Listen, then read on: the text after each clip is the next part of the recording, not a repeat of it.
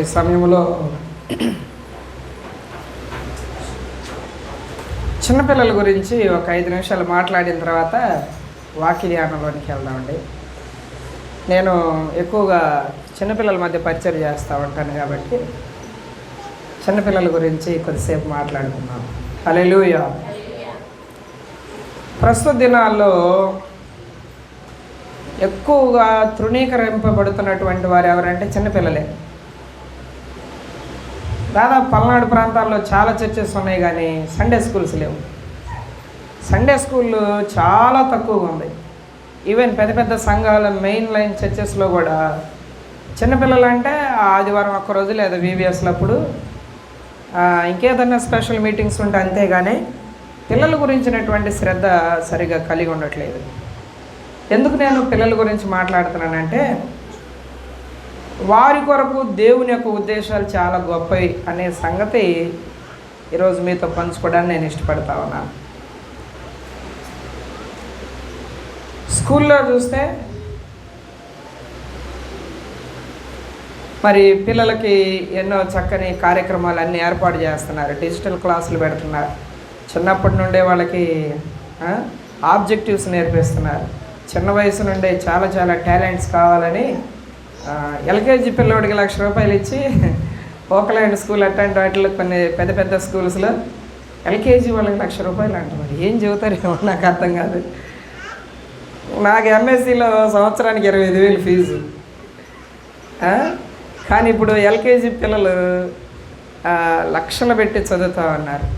సరే, అంటే ఉద్దేశం ఏంటంటే పిల్లలకి చిన్నప్పటి నుండే మంచి చదువు రావాలి, జ్ఞానం రావాలనేది సహజంగా తల్లిదండ్రులు కోరుకుంటారు, ఎవరైనా కాదంటలేదు. కానీ వాస్తవానికి పిల్లలకు ఉన్నటువంటి వారి యొక్క విలువలు తెలుసుకున్నప్పుడు ఆ పిల్లల్ని ఎలా పెంచాలి అనేది మనకు అర్థమవుతుంది.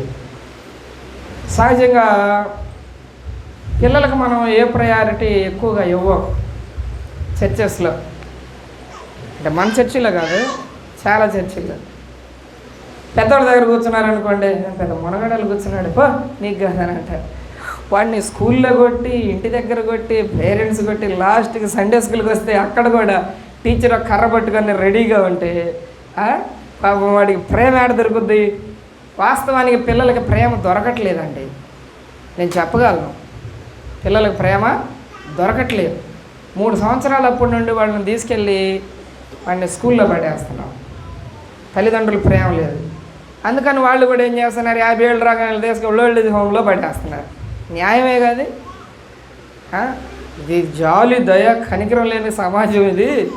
చూసారా, వృద్ధాప్యలో ఉన్నటువంటి తల్లిదండ్రులు నడి రోడ్డు మీద ఎట్టు వదిలిపెడుతున్నారని అంటే, వాడిని 3 సంవత్సరాలప్పుడు నువ్వు దేశపోయినారు, మరి ఆ స్కూల్లో వదిలిపెట్టావు కాబట్టి నిన్ను కూడా అటు చేయటం నాకు తెలిసి న్యాయమే అనిపిస్తుంది.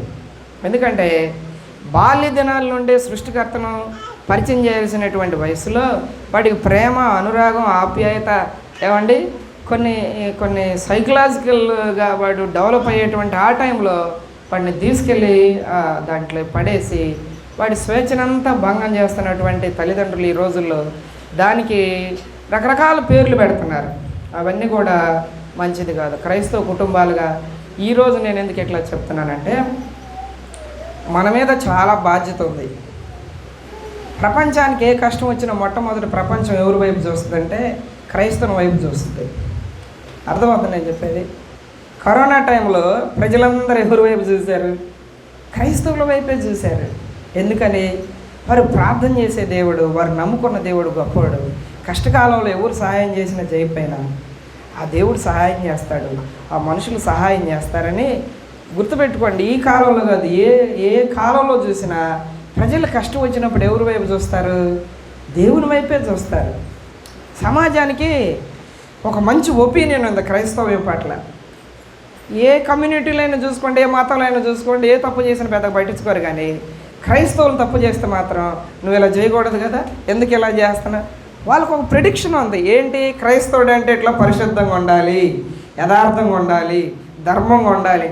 ఇంకా ఏ దాంట్లో కూడా మనుషులకి ఆ వాల్యూస్ ఆపాదించలేరు. కానీ క్రైస్తవుల విషయంలో సమాజానికి ఒక మంచి ఒపీనియన్ ఉంది కాబట్టి సమాజం కోరుకుంటుంది ప్రజలు ఎలా ఉండాలని.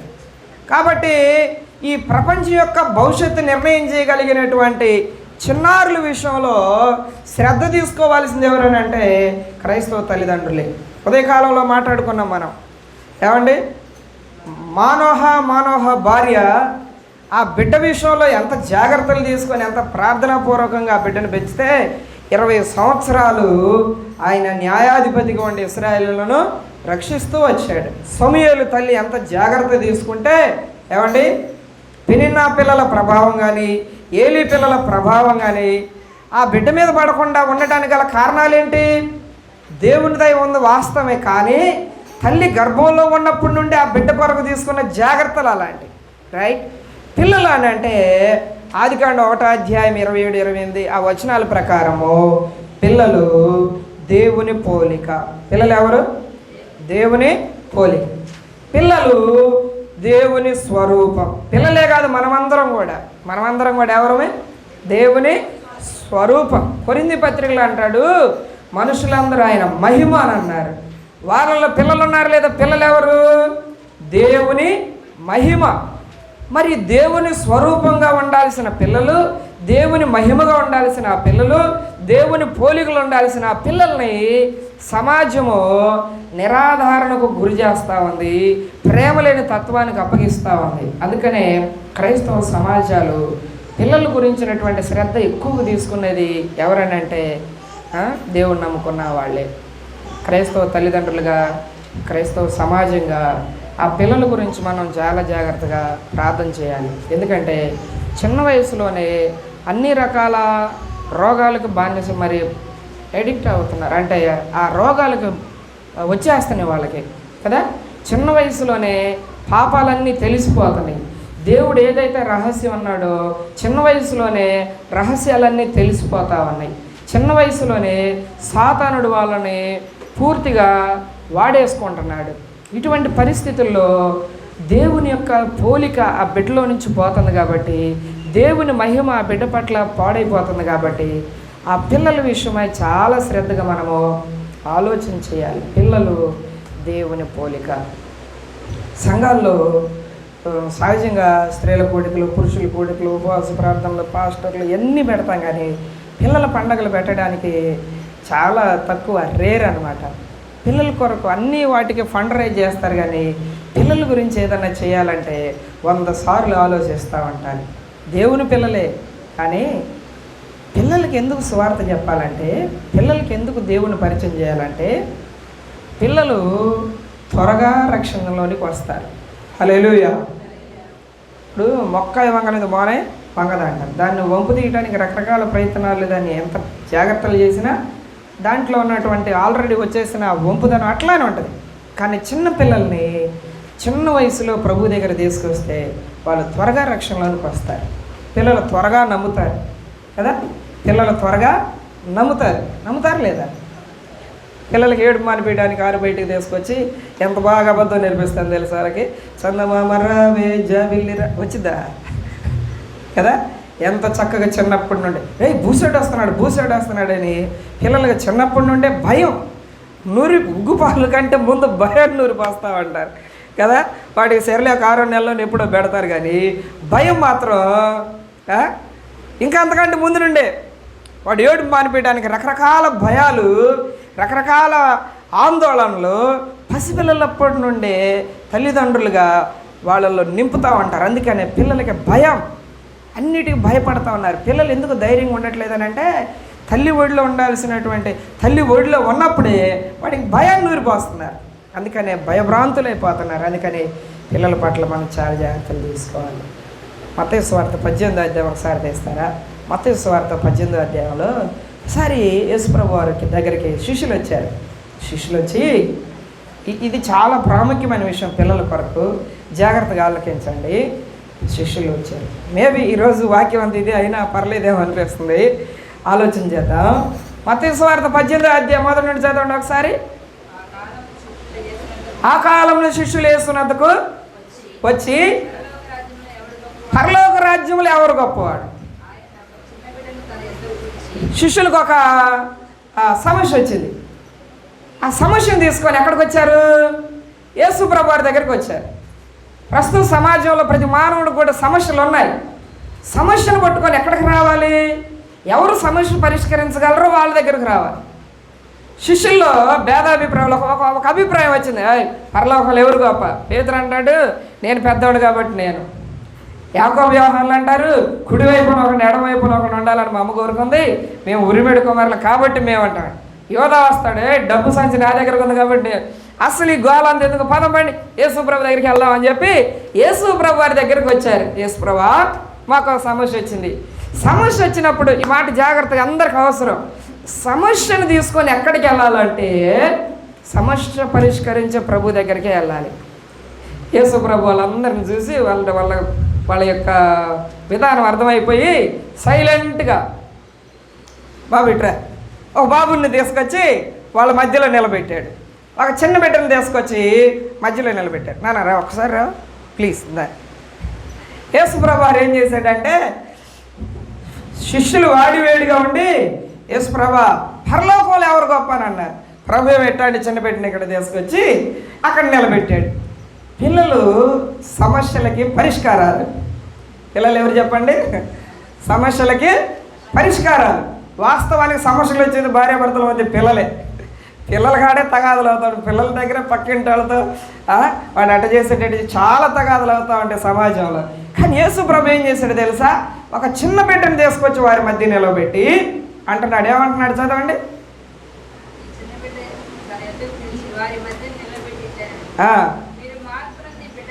మీరు మార్పు నొంది బిడ్డల వంటి వారైతేనే కానీ పరలోక రాజ్యంలో ప్రవేశించరు. అసలు పరలోకంలో గొప్ప సంగతి అటుపెట్టు. నువ్వు పరలోక రాజ్యంలో ప్రవేశించాలంటే మార్పు నొంది బిడ్డల వంటి వారు అవ్వాలి. బిడ్డలు ఎలాంటి వారు? ఇందా చెప్పుకున్నాం కదా, త్వరగా లోపడతారు, త్వరగా విధేయత చూపుతారు కదా. ఫట్ మని కొట్టి నాన్న సారీ నాన్న అనగానే పర్లేదు అని చెప్పి, మనమైతే ఒక మాట అంటే 100 మాటలు అంటాం, మనసులో పెట్టుకుంటాం. కొంతమంది అంటారు కడుపు మండుతుంది అంటారు. కడుపులో పెట్టుకుంటే మండకి ఎసిడిటీగా ఏమొచ్చింది? ఎక్కువ మంది కడుపు మంటలు ఈరోజు రావడానికి గల కారణాలు ఏంటి తెలుసు? అన్ని కడుపులో పెట్టుకుంటామంటారు. ఏమండి, యేసు ప్రభు ఏం చేశాడంటే, మీరు మార్పునంది బిడ్డల వంటి వారుగా. పిల్లలు విధేయత చూపుతారు కదా, మనం కూడా విధేయత చూపాలి. పిల్లలు వెంటనే క్షమిస్తారు, అప్పుడప్పుడు కొట్టుకుంటారు, అప్పుడే మరలా చేతులు వేసుకొని భుజాల మీద హ్యాపీగా. కానీ వీళ్ళిద్దరు పేరెంట్స్ మాత్రం మా పిల్లడు అట్టు కొట్టాడు, వీళ్ళిద్దరు పోట్లాడుకుంటా ఉంటారు, వీళ్ళు మాత్రం హ్యాపీ కొట్టుకెళ్ళి కొనుక్కొచ్చుకుంటా ఉంటారు. వీళ్ళ తగాదుల్లో పెట్టి హ్యాపీగా ఎంజాయ్ చేస్తూ ఉంటారు.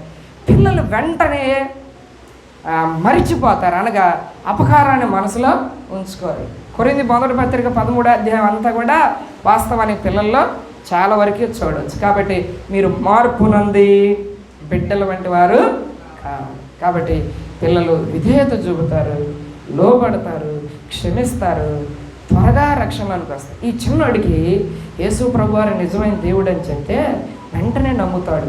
ప్రభు శిలువలో నీ కోసం ప్రాణం పెట్టాడని అంటే, నాన్న మన పాపం చేస్తే ఏదైనా పొరపాటు చేస్తే ప్రభు దగ్గర ఒప్పుకోవాలంటే వెంటనే ఒప్పుకుంటాడు. కన్నీరు గారుస్తారు తెలుసా? మేము చిన్నపిల్లల మధ్య పరిచయం చేస్తూ ఉన్నప్పుడు చిన్న పిల్లలు కన్నీరు గార్చి ప్రార్థన చేస్తూ ఉంటారండి. కన్నీరు గార్చి ప్రార్థన, మన వాళ్ళు కన్నీరు రావాలంటే నోపాస ప్రార్థనలు పెట్టాలో తెలియదు, కానీ పిల్లలు వెంటనే దేవునికి విధేయత చూపుతారు. అందుకనే మీరు మార్పు నొంది బిడ్డల వంటి వారైతే కానీ పరలోక రాజ్యంలో ప్రవేశించరని అన్నాడు. ఇంకా ఏమన్నాడు?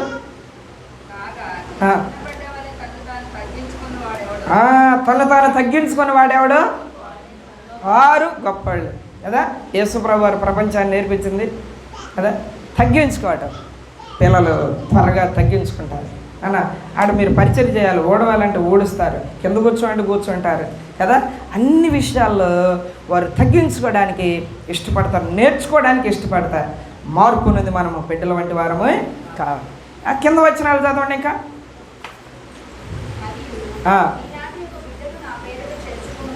ఇట్లాంటి బిడ్డను నా పేరట చేర్చుకుంటే యేసు ప్రభువుని చేర్చుకోవటం అంటే ఏం చెప్పండి ఇప్పుడు అండి? యేసు ప్రభువుని చేర్చుకోవటం అంటే ఏంటి చెప్పండి? ఒక 10 రోజులు ఉపవాసం ఉండటమా యేసు ప్రభువుని చేర్చుకోవటం? చెప్పండి. ఇలాంటి ఒక బిడ్డను నా పేరట చేర్చుకుంటే ఇప్పుడు ఇట్లాంటి పిల్లల్ని ఎంతమందిని మనం చేర్చుకుంటే అంత ఎక్కువగా యేసు ప్రభు వారిని మనము చేర్చుకున్నట్టు. ఈ బిడ్డలకి చాలా అవసరాలు ఉంటాయి తెలుసా, చాలా అవసరాలు ఉంటాయి. ఈ బిడ్డలకి చాలా అవసరాలు ఉంటాయి, భౌతికపరమైనవి, మానసికపరమైనవి, ఆత్మ సంబంధమైనవి చాలా అవసరాలు ఉంటాయి. మన పిల్లలు సంతోషంగా సమృద్ధిగా ఉన్నారు, కానీ చాలామంది పిల్లలకి సెక్యూరిటీ లేదు, ఫుడ్ లేదు, బట్టలు లేవు, చదువు లేదు. ఏమండి, వాళ్ళని పట్టించుకునే వాళ్ళు లేరు, ప్రేమ లేదు. భారతదేశంలో 50% కంటే పైన చిన్న బిడ్డలు ఉన్నారు. ఆ చిన్న బిడ్డలు ఇంకా ఒక్కసారి కూడా సువార్త అందిన బిడ్డలు చాలామంది ఉన్నారు. యేసు ప్రభు అంటున్నాడు, ఇలాంటి బిడ్డలను చేర్చుకుంటే దాన్ని చిన్న బిడ్డలు లాంటి మనస్తత్వం ఉన్న వారిని చేర్చుకుంటే ఎవరిని చేర్చుకున్నట్టు? యేసు ప్రభు వారిని చేర్చుకున్నట్టు. 2 లక్షల కంటే పైన ఈ నర్సరాపేటలో జనాభా ఉన్నారు. దాదాపు వాళ్ళలో 30-40% పైనే చిన్న బిడ్డలు ఉన్నారు. మరి ఈ చిన్న బిడ్డలు మనం చేర్చుకోవటం ద్వారా యేసు ప్రభు వారిని ఎక్కువగా చేర్చుకుంటాం. మనకున్న పరిధిలో ఒక సండే స్కూల్కి వచ్చే పిల్లలు మాత్రమే కాదు, కానీ పిల్లలను చూస్తున్నప్పుడు వాళ్ళలో యేసయ్యను చూడాలి. హల్లెలూయా. పిల్లలను చూస్తామంటే అయ్యో వీడికి రక్షణ అవసరం, వీడికి దేవుడు అవసరం, వీడికి మనశ్శాంతి అవసరం. ఒక ఆయన ఈ మధ్య మనశ్శాంతి పండగలని పెట్టాడు. టైటిల్ బలి నచ్చింది అసలు నాకు. రొంపిచర్లో ఏం పండుగలు అంటాయి? మనశ్శాంతి పండుగలు. అది వాస్తవం అనిపించింది. మనశ్శాంతి లేని వాళ్ళు ఎంతమంది? అట్లాంటి వాళ్ళందరిని పిలిచి పండగలాగా చేస్తున్నారు. వీళ్ళరా దేవుడు కోరుకుంటున్నటువంటి వ్యక్తులు ఎవరంటే ఇలాంటి చిన్న బిడ్డలని కోరుకుంటున్నాడు. ఇంకా ఏమన్నాడు తెలుసా? యేసు ప్రభుకి ఏమి ఇష్టమో ఇలాంటి బిడ్డలు అంటే ఇష్టం. ఇంకా కింద చదవండి. నా యందు విశ్వాసం ఉంచు ఈ చిన్న వారిలో ఎవరైనా అభ్యంతరపరిచారనుకోండి, మెడకు పెద్ద తిరుగుట్రాయి కట్టి మిక్కిలి లోతైన సముద్రంలో ముంచివేయబడుట వానికి మేలు. ఈ మాట జాగ్రత్తగా ఆలోచించండి. దేవుడికి పిల్లల్ని ఆటంకపరిస్తే ఎంత కోపం అంటే, ఇలాంటి బిడ్డలను ఆటంకపరిస్తే ఎవరు ఆటంకపరుస్తారో, ఈవెన్ కుటుంబంలో ఉన్న తల్లిదండ్రులు కావచ్చు, తోబుట్టువులు కావచ్చు, రిలేషన్స్ కావచ్చు, లేకుంటే సంఘానికి వచ్చినటువంటి వ్యక్తులు కావచ్చు, సమాజంలో ఎవరైనా కావచ్చు, ఈ పిల్లలు రక్షణ పొందకుండా ఎవరైతే ఆటంకపరుస్తున్నారో, డైవర్ట్ చేస్తున్నారో, దారి తప్పిస్తున్నారో, దేవుని మార్గంలో నడవకుండా ఎవరైతే చేస్తున్నారో, నిత్య జీవం దగ్గరికి వెళ్ళకుండా ఎవరు అడ్డగిస్తున్నారో, అలాంటి వారినంట మిక్కిలి లోతైన సముద్రంలో పడేస్తాడు. ఎట్లా పడేస్తాడు తెలుసా? పెద్ద తిరగట్రాళ్ళు అంటే మన గ్రైండర్లు కాదు. పాత నిబంధన గ్రంథంలో పాలస్తీనా దేశంలో గానుగులు ఉండే కదా, గ్యాలన్ల ద్రాక్షారసం తీస్తూ ఉంటారు. పెద్ద గానుగులు, దాన్ని తిప్పడానికి పశువులను ఉపయోగించి దానికి మెడకు ఒక కాడి కట్టి తిప్పుతూ ఉంటారు. మీకు ఒక గుర్తు వస్తుందా? సంసోను. ఫిలిస్తీన్లు ఏం చేశారు? కళ్ళు పీకేసి తిరగలి విసిరే. ఏంటిదా తిరగలి? ఇదే గ్రైండరే కదా. పెద్ద తిరుగుట్రాయి కట్టి వాడి మెడ కట్టి మిక్కిలి లోతైన సముద్రంలో పడవేయబడుట పని. దేవుడు అసలు వాడి ముఖం చుట్టానికి కూడా ఇష్టపడాడు అన్నంతగా దేవుడు బాధపడుతున్నాడు. ఆలోచించండి, పిల్లల విషయమై దేవుడు అంత శ్రద్ధ కలిగి ఉన్నాడు. కాబట్టి చిన్న బిడ్డల కొరకు అధికంగా ప్రార్థన చేయండి. చిన్న బిడ్డల కొరకు దేవుని వాక్యాన్ని పంచండి. పిల్లలకి ఏమి ఇష్టం చెప్పండి? పిల్లలకి ఏమి ఇష్టం? చాక్లెట్ అంటే ఇష్టం. చాక్లెట్ అంటే నాకు ఇష్టం. సరదాలు అంటే ఒక పాట ఉంది, చాక్లెట్లు అంటే ఇష్టం. ఇంకా బిస్కెట్లు అంటే స్నాక్ ఐటమ్, ఓకే. తినటం అంటే ఇష్టం, ఆటలు అంటే ఇష్టం, ఇంకా పాటలు అంటే ఇష్టం కదా, ఫ్రెండ్స్ అంటే ఇష్టం. వారికి ఇష్టాలు ఉంటాయి కదా, వారికి కూడా మనసు ఉంది కదా, వాళ్ళకు కూడా భావాలు ఉన్నాయి కదా. ఇప్పుడు ఈ పిల్లల్ని ప్రభు దగ్గరికి తీసుకురావడానికి వాడికి ఏదో ఒకటి పెట్టాలి, ఏదో ఒకటి ఇవ్వాలి. ఆట పాట దేవుని మాట అని పిల్లలకి ఆటల పాటల ద్వారా దేవుని వాక్యం వచ్చేటట్టు చేస్తూ ఉంటారు. ఓకే, ఏదో ఒక పూర్వకంగా పిల్లల్ని ఆహ్వానించి వాళ్ళని వెల్కమ్ చేసి ఆ పిల్లలకి దేవుణ్ణి పరిచయం చేయాలి. పిల్లలకి స్పర్శ అవసరం. పిల్లలకి ఏం అవసరం? చాలామంది పిల్లలు వచ్చి షేక్ హ్యాండ్ ఇస్తూ ఉంటారు. కదా, తాకాలని ఇష్టపడుతూ ఉంటారు. సండే స్కూల్ టీచర్లకు భలే తెలుసు ఈ సంగతులు. పిల్లలందరూ గుంపు కూడా వచ్చి వందనాలు అన్నాని షేక్ హ్యాండ్, అక్క వందనాలు షేక్ హ్యాండ్ వేస్తామంటారు. ఆ పిల్లలు చక్కగా అలా నిమిరితే వాడు వారం అంతా టచ్ పని చేసిద్ది వాడికి కదా. మన సెల్లికి ఒకసారి టచ్ ఇస్తే ఒక్కసారి పని చేసిద్ది. కానీ చిన్న బిడ్డకి ప్రేమతో ఒక టచ్ మనం ఇస్తే ఆ టచ్ వారం అంతా పనిచేసిద్ది. వాడు నిద్రపోయేటప్పుడు లేస్తున్నప్పుడు వాడి ఫ్రెండ్స్ రే అక్క నాకు షేక్ హ్యాండ్ ఇచ్చింది, అన్న నాకు షేక్ హ్యాండ్ ఇచ్చాడని వారం అంతా చెప్పుకుంటాడు. వాడిని దగ్గర తీసుకొని కౌగిట్లో తీసుకొని దేవుని మాటలు ఆ పిల్లలకు చెప్తామంటే, ఈవెన్ మన పిల్లలు కావచ్చు, పక్కనున్న పిల్లలు కావచ్చు, ఎవరైనా వారు దేవుని బిడ్డలు. మనం ఎవరు చెప్పండి? మనం తల్లిదండ్రులమా? నేనంటాను కేర్ టేకర్స్. మనం ఎవరు? మనం కేర్ టేకర్స్. అంతే. భూమి మీద తల్లి గర్భంలో పుట్టించింది ఎవరు? దేవుడు. పెంచింది ఎవరు? దేవుడు. పెద్ద చేస్తుంది ఎవరు? మనమే. ఆహారం పెడుతుంది ఎవరు? ఆహారం ఇస్తుంది ఎవరు? మనం ఏం చేస్తున్నాం? ఇచ్చిన ఆహారాన్ని పిల్లలకు పెడుతున్నాం, దెబ్బలు తాగకుండా కాపాడుతున్నాం, టయానికి పాలు పెడుతున్నాం. అంతే కదా. మనం ఎవరు అండి? కేర్ టేకర్స్ని. కానీ తండ్రి తల్లి దేవుడు, మన తండ్రి దేవుడు. కాబట్టి ఈ తండ్రి బిడ్డలను మనం జాగ్రత్తగా భూమి మీద ప్రభు కొరకు పెంచగలిగితే దేవుని రాజ్యం అంతా త్వరగా నింపబడుతుంది. హల్లెలూయా చెప్దాం. హల్లెలూయా. ఇంకో సంగతి చెప్పన, కింద వచనంలో ఈ పిల్లలందరికీ దేవదూతలు అంటారు. ఈ దేవదూతలు అంట దేవుని సముఖంలో నిలబడి దేవుని ముఖం చూస్తామంటారంట. చదవండి వచనం.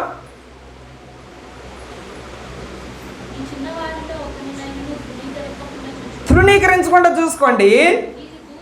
వీరి దూతలు పరలోకమందున్న నా తండ్రి ముఖమును ఎల్లప్పుడూ పరలోకంలో చూస్తామంటారంట. ఏమండి, వీరి దూతలు ఏం చేస్తున్నారు చెప్పండి? వీరి దూతలు పరలోకమందు ఎల్లప్పుడూ తండ్రి ముఖాన్ని చూస్తూ ఉన్నారు. వాస్తవానికి దూతలు ఏడ ఉండాలి? వీళ్ళని కాబట్టి దూతలు ఏడ ఉండాలి? వీళ్ళకాడే ఉండాలి. మరి వీళ్ళకి పని లేదుగా, దేవదూతలు పని ఇస్తున్నావా అంటే వేరుగా అర్థం చేసుకోబాకండి, అర్థం అవటానికి చెప్తున్నాను. వీళ్ళ దూతలు వీళ్ళకాడే ఉండాలి.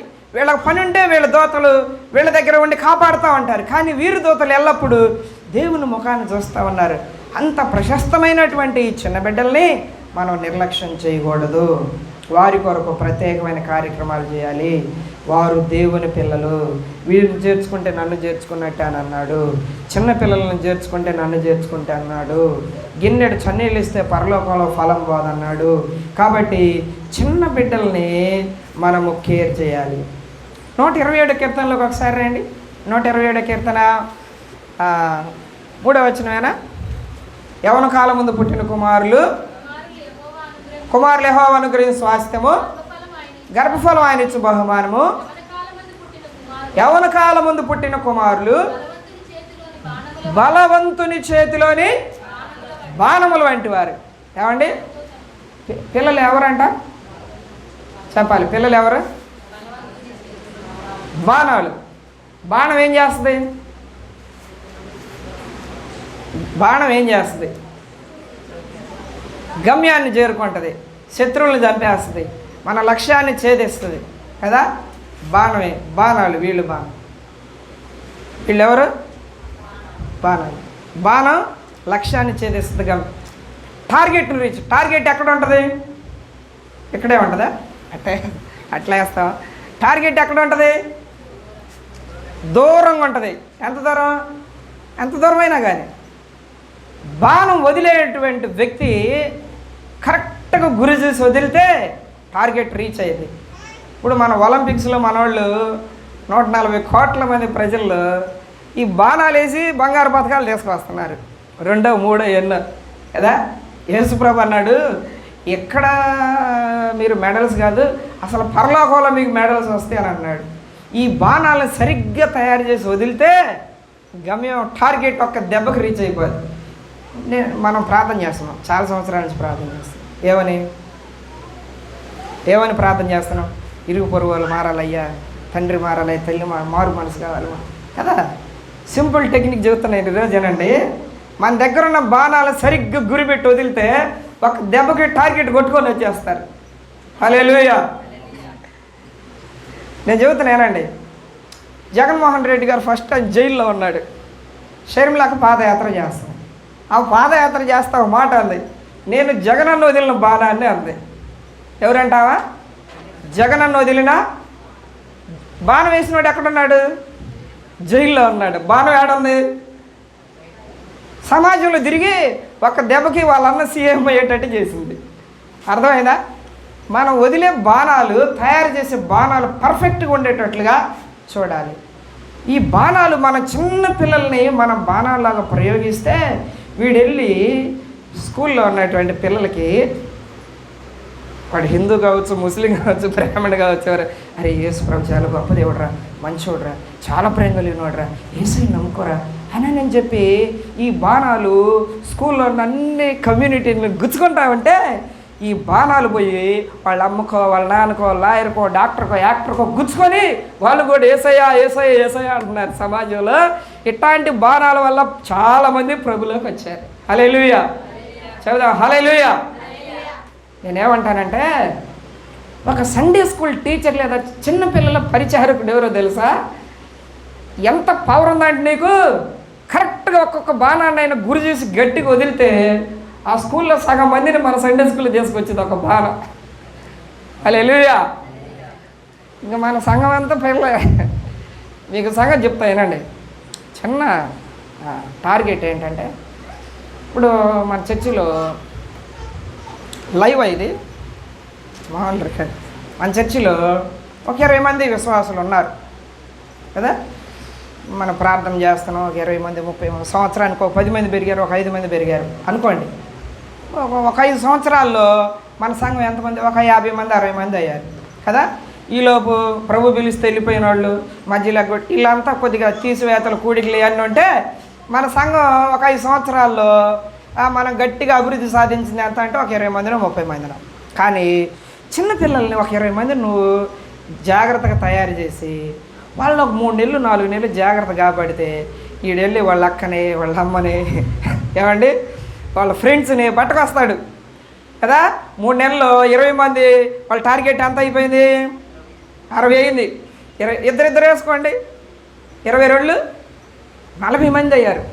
ఈలోపు వీళ్ళ యొక్క ప్రవర్తన చూసి, పరివర్తన చూసి వాళ్ళ అమ్మ నాన్న, రే పిల్లవాడు సండే స్కూల్కి వెళ్ళిన దగ్గర నుండి చక్కగా ఉన్నాడు, బాగా మాట్లాడుతున్నాడు, గౌరవిస్తున్నాడు, ప్రార్థన చేసుకుంటున్నాడు, చదువు కూడా భలే వస్తుంది, ఒకసారి మనం కూడా వెళ్ళి ప్రార్థన చేసుకుందావా అని చిన్నగా వచ్చి ప్రార్థనలో అంటారు. ప్రభు వాళ్ళతో మాట్లాడతాడు. వాళ్ళు క్రమంగా మందిరానికి వస్తామంటే ఒక 6 నెలల్లో మన సంఘం ఎంతమంది అవుతారు?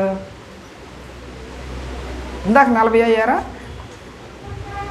ఇంకొక 10 కలపండి, లేదా ఇంకొక 20 కలపండి, 23 60. మీకు ఒక టెక్నిక్ చెప్తానండి. మాకు గేదెలు ఉన్నాయి. కొన్నిసార్లు అవి పొలాన్ని ఏనుతాయి. అంత దూరం నుండి ఆ దూడని చిన్నగా బుట్టలో కట్టుకొని, సైకిల్ మీద, బండి మీద కట్టుకొని ఆ దూడ పిల్లని తీసుకొస్తుంటే వాళ్ళ తల్లి వెనకాలే అరుచుకుంటూ వస్తుంది. ఈ పాయింట్ పట్టుకోండి. ఆ చిన్న దూడపిల్ల కోసం వాళ్ళ అమ్మని తాడేసి లాక్క రావాల్సిన అవసరంలా. ఈ దూడపిల్లని తీసుకొస్తామంటే తన బేబీ కోసం వాళ్ళ అమ్మ వెనకాలే వస్తూ ఉంటుంది. అర్థమవుతుందా? ఈ ప్రిన్సిపల్ మనం కూడా అప్లై చేసుకోవచ్చా? సువార్త ఎంత విస్తరణ జరుగుద్దండి. చిన్న బిడ్డలను పట్టుకొస్తే వీళ్ళు అనేక మందిని పట్టుకొస్తారు. కాబట్టి మన పరిచర్య, మన భారం ఇంకా పెరిగి వీళ్ళలో మిషనరీలు తయారవచ్చు, సువార్థికులు తయారవచ్చు, డాక్టర్లు, యాక్టర్లు, ఒక న్యాయమైనటువంటి పిల్లల్ని, యథార్థవంతులైనటువంటి ఒక తరాన్ని మనం తయారు చేయగలిగితే, ఏమండి నరసరాపేట మన టార్గెట్. ప్రస్తుతం నరసరాపేటలో ఉంటున్నాం కాబట్టి త్వరగా ప్రభు దగ్గరికి పేటను సంపాదించుకోవచ్చు. కాబట్టి చిన్న బిడ్డల మీద టార్గెట్ పెట్టండి, బాణాలను సరిచేయండి. బాణాలని ఎట్టబడితట్ట ఉంపులంపులుగా ఇటేసి తడిపోతూ ఉంటుంది. అందుకని దాన్ని పర్ఫెక్ట్గా చక్కగా చూడాలి, దాన్ని యాంగిల్ కరెక్ట్గా ఉండేటట్టుగా చూడాలి. గురి చూసి వదిలితే ఏమండి అనేక మందిని ప్రభు దగ్గర సంపాదిస్తారు. అవును, చిన్న వయసులో ప్రభు దగ్గరగా రక్షించబడి, బిల్లి గ్రహం గారు 12 సంవత్సరాల వయసులో రక్షించబడ్డారు కదా.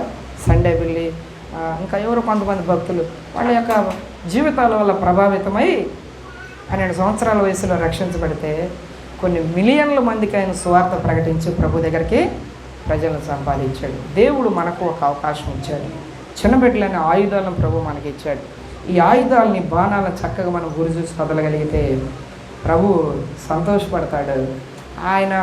ఆయన ఏర్పాటు చేసుకున్న గమ్యం త్వరగా మనం చేరగలుగుతాం. నాన్న థ్యాంక్ యూ. షేక్ అండి ఒకసారి చప్పట్లు పట్టండి వీడికి. పిల్లలకి అప్రిషియేషన్ అంటే ఇష్టం. Thank you. ఓకే, పిల్లలకి ఏమి ఇష్టం? కొన్నిసార్లు ఎంత చేసిన వాళ్ళు కనీసం పొగడరు. మమ్మీ 10 మార్కులకి 9 మార్కులు, 9ఏనా? నీ ముఖం చూడు ఎట్టుందా అని అనగానే వాడికి వచ్చిన మార్కులు కూడా దిగిపోతాయి ఒకసారి. వెరీ గుడ్ నాన్న, బాగా చేసావా అని నువ్వు ఎంకరేజ్ చేయి. చక్కగా సండే స్కూల్ వచ్చిన వాడిని ఎంకరేజ్ చేయి. వాడికి ఏదైనా చిన్న బహుమానం ఏదైనా ఒక యాక్టివిటీ చేయి. చక్కగా వాడు వచ్చే వారానికల్లా వాళ్ళు కొంతమందిని సంపాదించుకొస్తారు. హల్లెలూయా. ప్రస్తుతం మనం ఎదుర్కొంటున్నటువంటి సమస్యలు చాలా కదా. మోడీ ఈరోజు అట్ట అవ్వడానికి కారణం ఎవరు? అమిత్ షా ఈరోజు అట్ట అవ్వడానికి కారణం ఎవరు? వాళ్ళకి సండే స్కూల్ కానీ చెప్పుంటే ఈరోజు భారతదేశం ఎంత బాగుండేది. హల్లెలూయా. ఆలోచిస్తున్నారా? మన పోలీస్ స్టేషన్లో మన జడ్జీలు వీళ్ళందరూ ఒకవేళ సండే స్కూల్కి పోయినట్టు ఉంటే ఏమండి ఎంత చక్కని న్యాయం జరిగేది. మన అసెంబ్లీలో ఉన్నటువంటి మన నాయకులు ఒకవేళ వాళ్ళు ప్రభువుని అంగీకరించిన వారైతే సండే స్కూల్కి వెళ్ళి ఉంటే ఒక్కసారైనా సమాజం యొక్క స్థితిగతులు మారిపోతాయి. దేవుడు ఆ భారాన్ని ప్రభు మన మీద ఉంచాడు. కనుక ఈ సాయంత్రం వేళ చల్లపూట నేను మీకు తెలియజేసే విషయం ఏంటంటే, చిన్నారుల కొరకు ప్రార్థన చేయండి, చిన్న బిడ్డలకు స్వార్థ ప్రకటించండి, చక్కగా తయారు చేయండి. ప్రభు కొరకు వారిని సంపాదించగలిగితే అద్భుతమైనటువంటి ఆశీర్వాదాలు పొందుకోవచ్చు.